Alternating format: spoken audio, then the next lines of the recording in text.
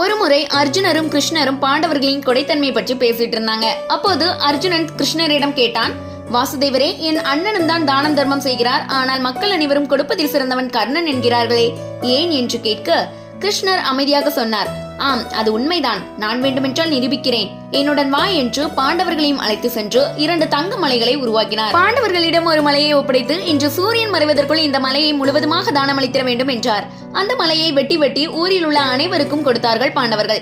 ஆனால் அந்த மலையில் காவாசி கூட கொடுத்து முடிக்கவில்லை.